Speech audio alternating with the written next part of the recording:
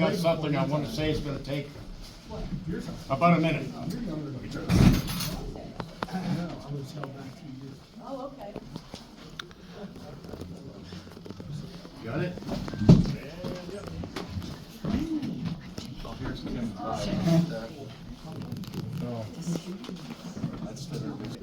With, for lack of a better word, to pontificate.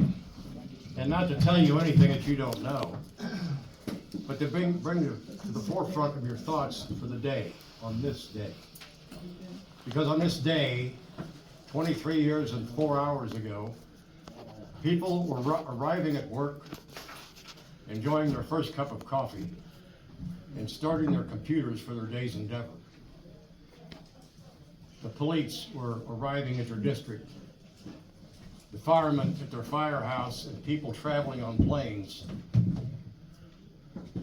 doing what they did on this day yesterday, and had no reason to think they would not complete this day as they did on September 10th, nor begin their day on September 11th the same as they did on September 12th, the same as they did today. So, once again, we are reminded of the uncertainty of life and the unmutable certainty of death. And as you go about your daily life today, look at the friends around you, the people in this room, your relatives, the guy next door, and think, you're very fortunate to have them today, and you hope that you have them tomorrow. I would like us all to stand for just a moment in silence for those we lost on this day 23 years and 3 hours ago.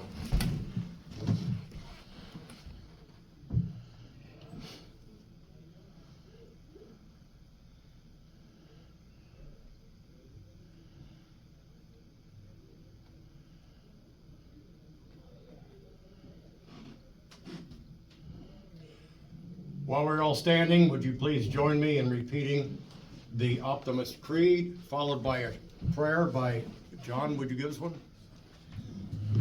Our creed is right up here. So, to be so strong, nothing can disturb your peace of mind. To talk health, happiness, and prosperity to every person you meet. Make all your friends feel there's something in them. Look at the sunny side of everything. And make your optimism come true. To think only the best, to work only for the best, and to expect only the best. Be just and enthusiastic about the success of others, as you are about your own. To forget the past of the past, and press on to the greater achievements in the future. To wear a cheerful countenance at all times, and give every living creature you meet a smile. Give so much time to improve yourself, that you have no time to criticize others, to be too large for worry, too noble for anger, too strong for fear, and too happy to admit the presence of trouble. Yes. John, would you lead us in prayer? Join me with our Father's prayer. Our Father who art in heaven, hallowed be thy name. Thy kingdom come, thy will be done, on earth as it is in heaven. Give us this day our daily bread, and forgive us our trespasses, as we forgive those who trespass against us. And lead us not into temptation, but deliver us from evil. For thine is the kingdom, the power, and the glory forever and ever. Amen. And remember, Lord, we are your servants. We praise you. It is the Holy Spirit's job to convict. It's God's job to judge. It's our job to love. And love you we do. Red, yellow, brown, black, or white, we're all precious in Jesus' sight as we pledge allegiance to our beautiful flag. To the flag of the United States of America, and to the republic for which it stands, one nation, under God, indivisible, with liberty and justice for all. God bless America. God bless America. It is my birthday, you know. It is? September the 4th. You think we could whip out a song for John? 81 years old All right. and still kicking. Birthday to you. Happy birthday to you. Happy birthday, dear John. Happy birthday to you. How old are you? 81 years old and still singing songs everywhere I go. Just getting started. God bless you. What do we do first? I think we're gonna do Sierra. You gotta have a little fun, don't you? Yep. Yep. Do you need that paperwork? Well, I'll get it in a minute. I just, I'm shaky Well, yeah. right now. I need to maybe Been having my name trouble. tag should be bigger. Ladies and gentlemen, I gotta share just one other thought with you on this day.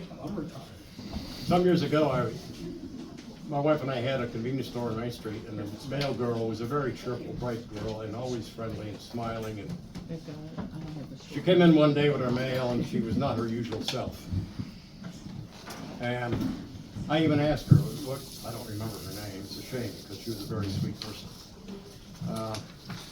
Asked her what the problem is. She says, I have a terrible delivery. This was probably around 2002 or 3. Probably 2002. She said, I got a terrible delivery, and she showed me this little box. And inside the box was a spleen of somebody that had died at the towers, at the Twin Towers. And their closest relative lived down the street on Main Street in Covington. And for some reason, that really got to me, to get this little box, that's all that's left of, I don't know how they were related, I guess it was a son who was killed there. And that's the kind of event that most people never had to go through, but I thought I'd share that with you for a moment. Okay. Ladies and gentlemen, I get the right one here in a minute. I'm Denny Shelton of the Optimist Club of Covington. We meet every Wednesday at 12 noon, Pee Wee's Place, 2325 Anderson Road, Crescent Springs. For our TBNK viewers, today is Wednesday, September the 11th, 2023. Today's presentation is videotape and rebroadcast on Spectrum Channel 203, Alta Fiber Channel 815, Thursdays at 8 p.m. Rebroadcast on TBNK, Telecommunications Board of Northern Kentucky. Stay connected with TBNK to go on demand, TBNK Facebook, and Optimist Facebook. James Morlock, Program Director, Editor, and Cameraman, makes our rebroadcast of Optimist Club possible.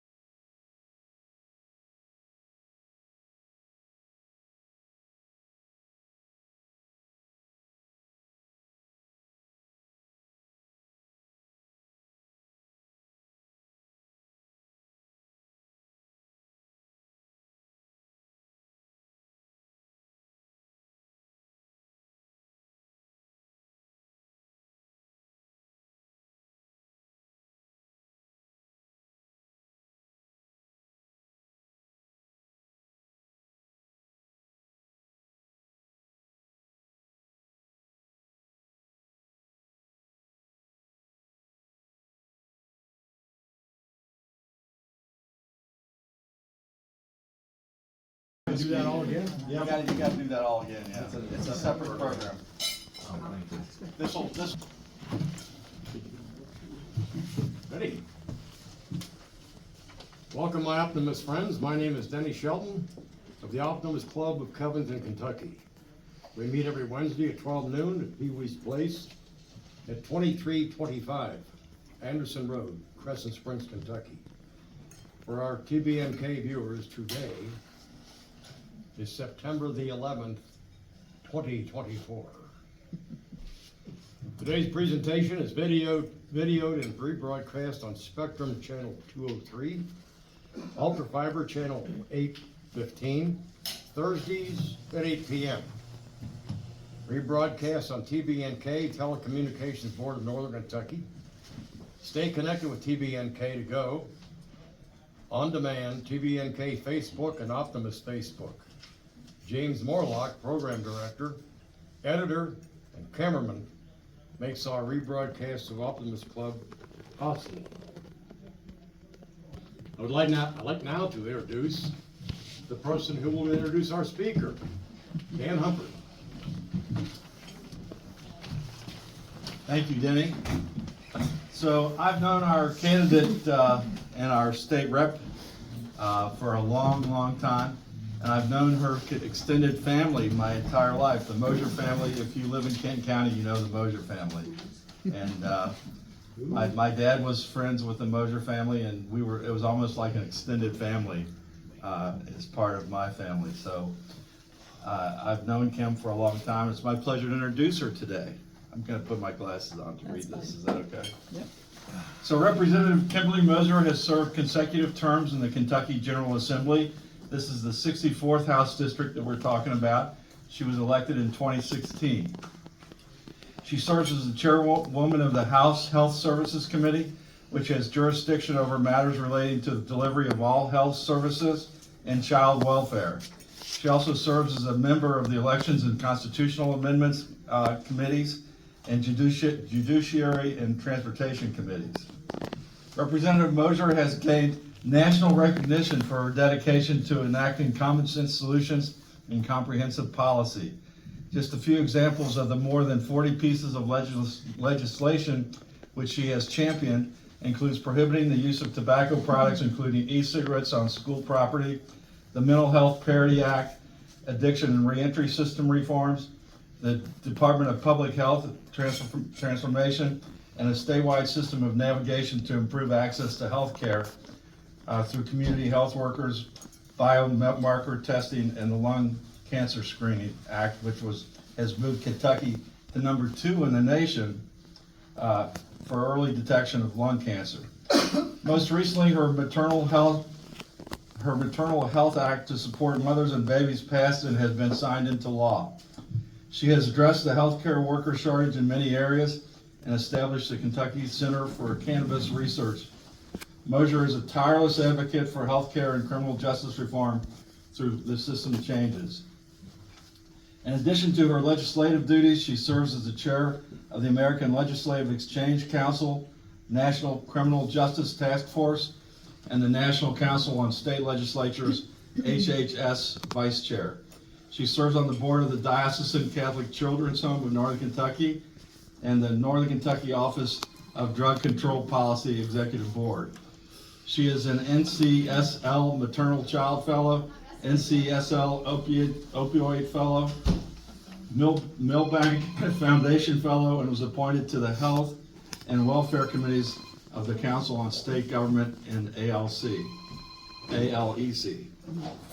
Representative Moser worked for 18 years at several children's hospitals as a neonatal intensive care and flight nurse.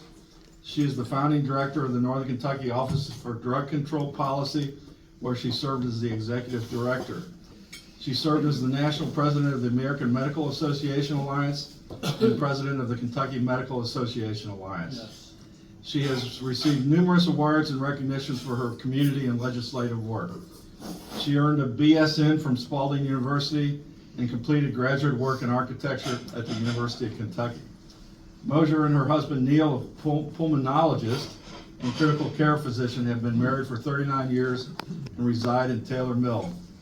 They have 5 sons, one of which is an engineering master's graduate, who I happen to teach. How about that? They have 5 sons and 3 grandchildren, with a 4th joining their family this fall. The Mosers are avid travelers and hikers, summiting Kilimanjaro and hiking to Mount Everest Base Camp. I'm impressed. It's my pleasure, and let's give a warm Optimist welcome to Representative Kim Moser. Well,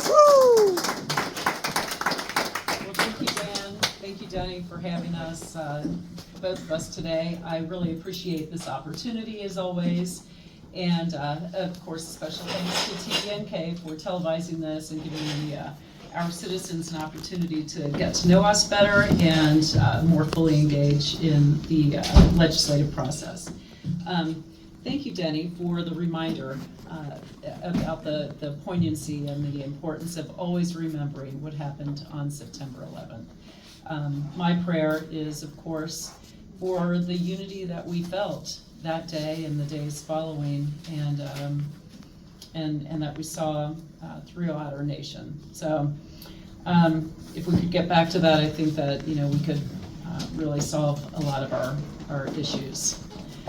I always try to think of something optimistic to say when I'm here, and talking with you. And I know that it's really easy right now to feel negative and feel that there is a lot of hate and divisiveness in our nation. But I just want to let you all know that there are a lot of really good things happening in our state.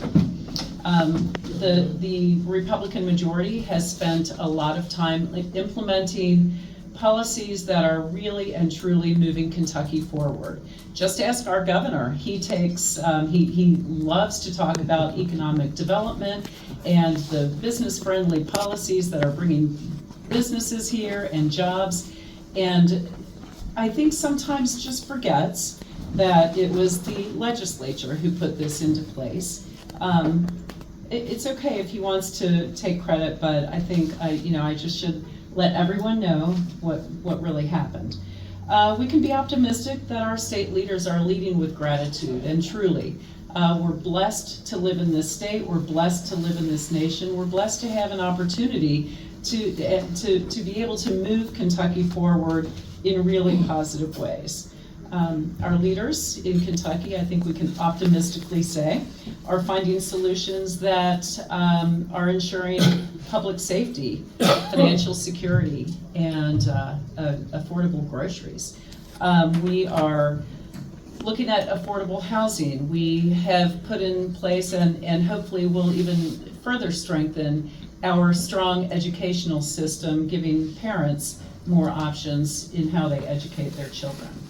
We are working on lower healthcare costs and working toward a healthier Kentucky, because we know that if you don't have health, you don't have a healthy criminal justice system. You don't have, your health affects our educational system, our economic development, our workforce participation, and so when we are looking at how we move Kentucky forward, we really need to focus on a lot of things, but health as well. Since my 2016 election, as Dan said, I have passed laws and implemented more than 40 common sense policy solutions to some really complex system changes and issues. Those are healthcare, workforce, criminal justice system, economic development, just to name a few. But the Republican majority has really spent a lot of time and a lot of energy looking at tax reforms and how we lift all ships. How do we really help all of our citizens? And the tax reforms that we've put in place, as I said, are attracting new businesses. Our jobless rate is very low. It continues to hover between 4 and 4.6% today. Still doing well at recruiting individuals into some high-paying jobs. This year, Kentucky is set to be able to reduce our personal income taxes to 3.5%. And that is because of the increased revenue that we are generating through the businesses who are coming here. It all plays together. And so this is how we are able to better reduce our personal income taxes, putting more money in the pockets of our hard-working taxpayers. So, economic development is at an all-time high. Pensions have been stabilized. We have a healthy rainy day fund. We are fully funding education and raising salaries for both teachers and law enforcement. So The tax policies that we have put in place, we are very deliberate about and very careful. We are making sure that we are reaching certain revenue markers before we ever reduce those taxes. We've also moved to more of a consumption-based tax so that taxpayers have a choice in where you pay taxes, and that's the sales tax. We haven't raised the sales tax ever at all. That is not something that we are looking at doing, and but we've broadened it to some services. And so again, taxpayers have a choice in where they are paying taxes in that system. We are, again, very pro-business, very pro-growth. We are ensuring public safety. Last year, we passed a bill, House Bill 5, that cracked down on violent crime. We need to get ahead of this in Kentucky. We see what's happening across our nation, and violent crime is on the uptick.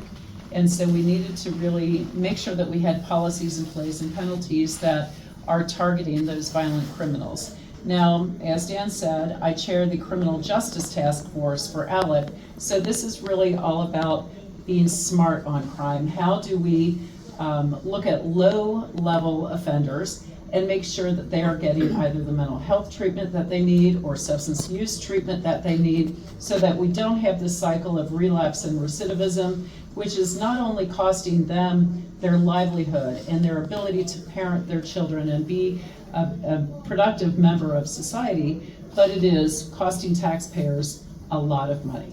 And so we are trying to be pretty pragmatic. I would say anyone who knows me knows that I am very solution-oriented and very pragmatic. And so that is really where I fall down on crime. Violent crime, absolutely. Drug traffickers and human traffickers I have no use for. I mean, I don't know that these individuals who are perpetuating violence on anyone should be on our streets. I'm a very strong supporter of law enforcement. I think that in order to have public safety, we need to, of course, support our law enforcement. And so this is something that we've focused on a lot in the legislature, and we will continue to do. We are funding education at record levels. That will continue despite what happens with the amendment. If we offer school options for families and alternative programming for not just the wealthy, it would be really for any citizen, any child. And of course, the amendment that is on the ballot right now, Amendment 2, there are two amendments, two ballot initiatives, but Amendment number 2 deals with education and whether or not public monies, which are now restricted to only funding common schools or public schools, whether or not those public dollars can be appropriated to follow the student instead and give families an option.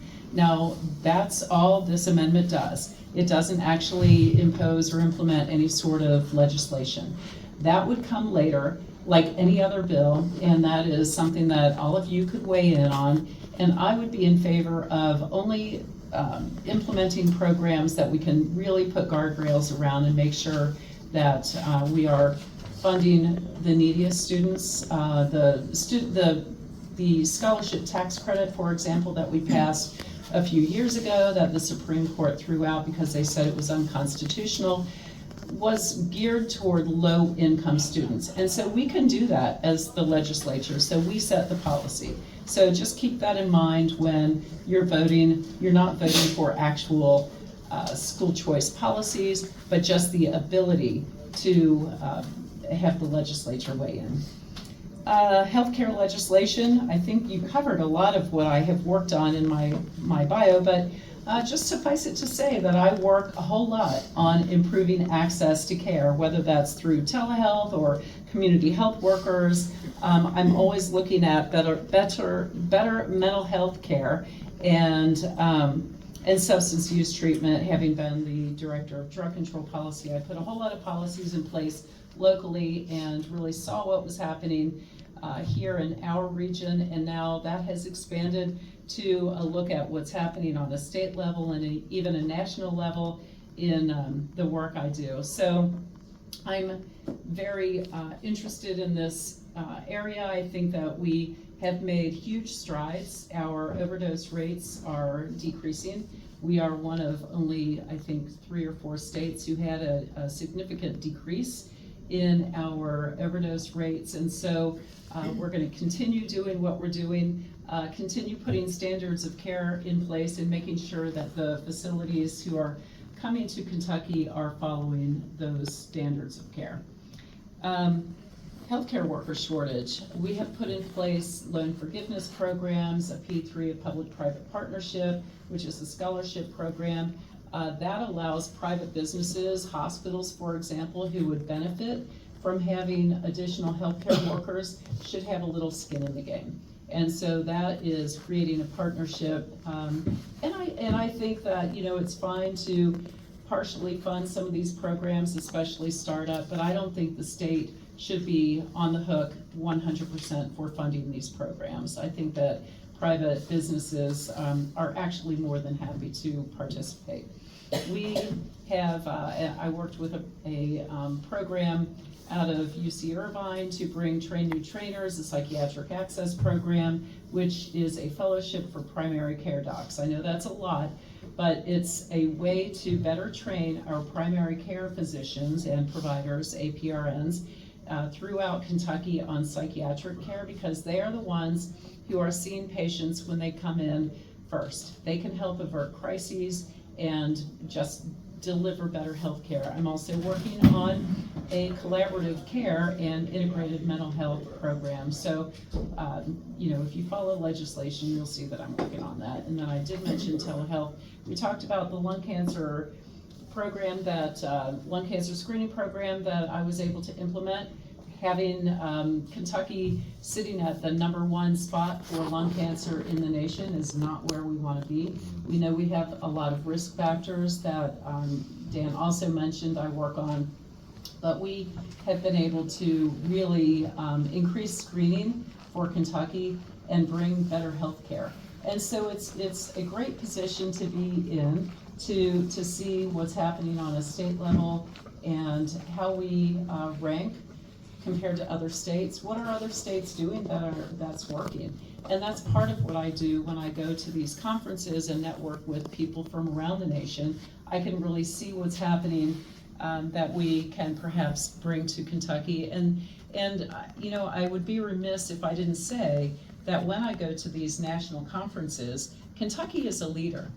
And we're a leader in healthcare, in substance use treatment, in lung cancer screening now, in a lot of areas. And so that's exciting to see. A lot of times Kentucky gets kind of a bad rap for not really being as current as other states, and it's just not true. So we're making a lot of headway, not just in healthcare, but in other areas. Transportation, I sit on transportation, and Kenton County has been the beneficiary of a little more than $900 million in the last couple of years to our road system. And that doesn't even include the $1.3 billion that we brought to northern Kentucky for the Brent Spence Bridge without tolls. So that's how we support infrastructure. Kenton County was also the beneficiary of a great deal of funding for some projects that we're all going to benefit from. The old IRS building has been demolished. We have 23 acres in Covington that is being rebuilt. The Chase Law School's moving there. The UK NKU Medical School is being relocated there. We're going to have mixed retail and residential development and parks, and so I am very excited about the buzz around this project, and we were able to appropriate $150 million toward that program this year. And not just that program, but better funding mental health treatment through Children's Home of Northern Kentucky, Holly Hill, the Boys and Girls Club. They all were the beneficiary of some additional funding, and I think we're going to really reap some benefit from that.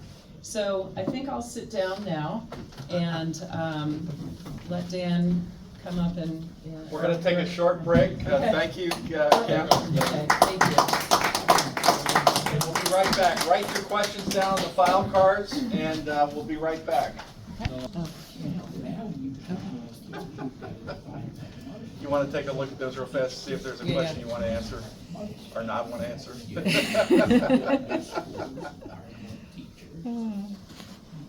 Ready, James? Good afternoon once again. We now have some questions and answers from Ms. Moser. So please, Kimberly Moser. And I dropped off the floor. No worries. All right, thank you. Yes, I do have a few questions here, and so I actually have a lot, so I'll try to get through them quickly. Who's my opponent, and what areas do I represent? I am the current state representative of the 64th district, and so I have all of Taylor Mill, all of Ryland Heights, parts of Independence, Edgewood, Erlanger, Latonia, and Covington. My opponent is a nice young lady from Independence. I'm not in the business of doing her marketing, so y'all can look it up. What do I think of the proposed school voucher system? Okay, so as I said before when I was speaking, this amendment, which is on the ballot this November, would not implement a school choice program. All it would do is allow the legislature to actually weigh in as to whether or not we can appropriate funds for an alternative program. So that is all it would do. Am I a proponent of opportunities for families to make a decision about where and when to educate their children? Yes, I am. I sent my kids to private school because what I discovered was the public schools weren't going to be able to meet their needs, and I want every family to have that opportunity. All right. Do I support the income tax passed by the legislature? Yes, I do. I voted for it. As I discussed earlier, the tax reductions are putting more money back in the pockets of our hardworking Kentuckians, and at the same time, they are attracting businesses which are increasing our coffers and increasing the amount of revenue that our state brings in, and can better afford to give raises to teachers or law enforcement, or to better support our roads and our infrastructure. And so those are the benefits that we are seeing, and we'll just continue to keep a sharp eye on those revenue metrics, because we don't want to get ahead of ourselves and to reduce the personal income taxes too quickly. We absolutely still need to fund certain infrastructure and programs for our citizens. What restrictions would you support on abortion? I am pro-life. I was a neonatal intensive care nurse, and so I saved premature babies every day. I look at babies as a valuable human being, no matter what stage they are, no matter how old they are. And we have restrictions, we have exceptions for medical need. Now, I mean, there is a lack of clarity for some healthcare providers, as was discussed earlier. And so do we need to tighten those up? Do we need to better define that? It's difficult because you don't want to tell doctors or healthcare professionals what their best judgment is. We as legislators are not ordinarily healthcare professionals. I am, but not everyone is.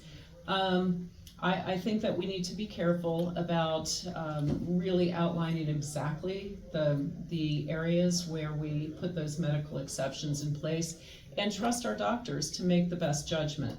So, and that could very well cover mental health issues. So I think that we need to give our healthcare professionals a little more trust and leniency in trusting their best judgment when it comes to that. Do I support the new Green Deal? Well, I mean, I think that, we need to be open to all forms of energy. I don't know that we need to call call this a program necessarily. I'm not exactly sure, that we need mandates from a new Green Deal. I don't think that really helps move our country forward. It doesn't move our country forward in being energy independent.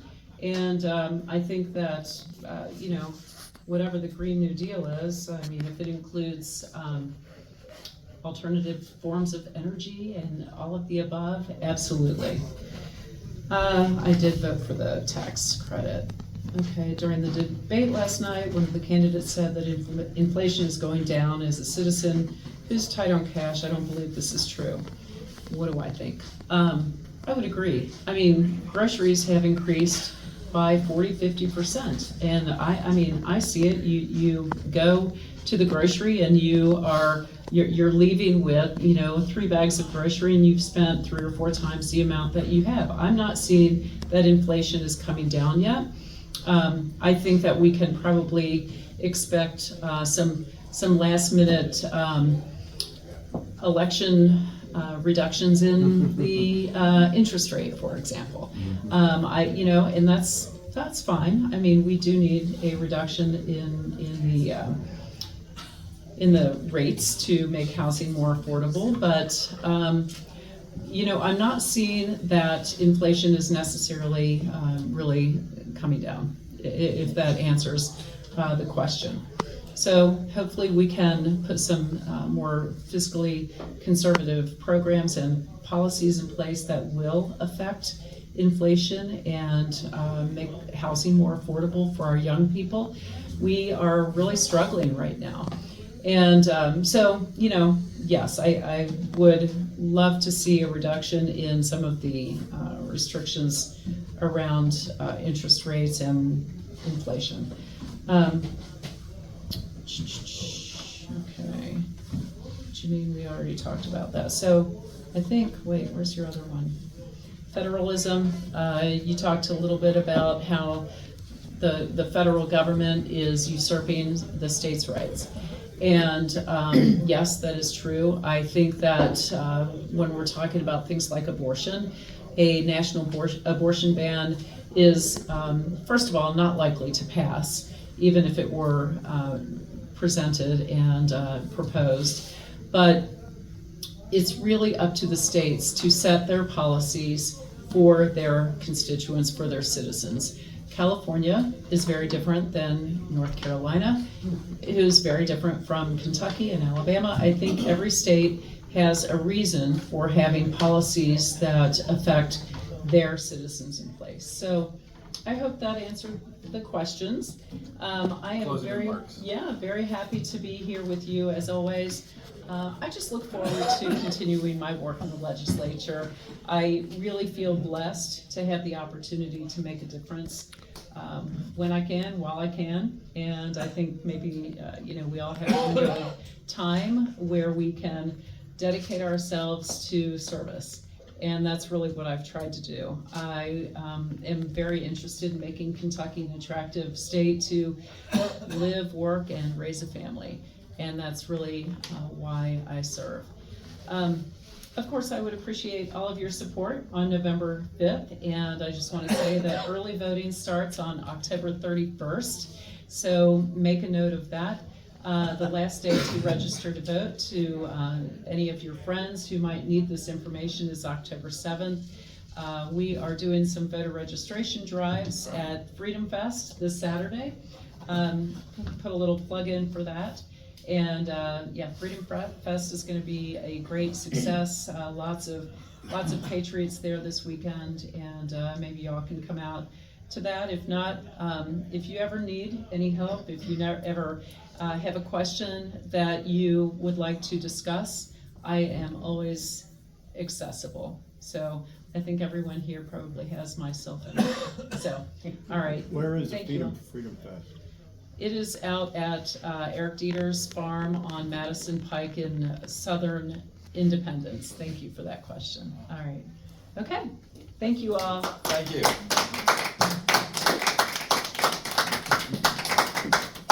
Beautiful. Beautiful indeed. Thank you. Thank you. I might get my myself. Can you take a couple pictures with Benny and Jeannine?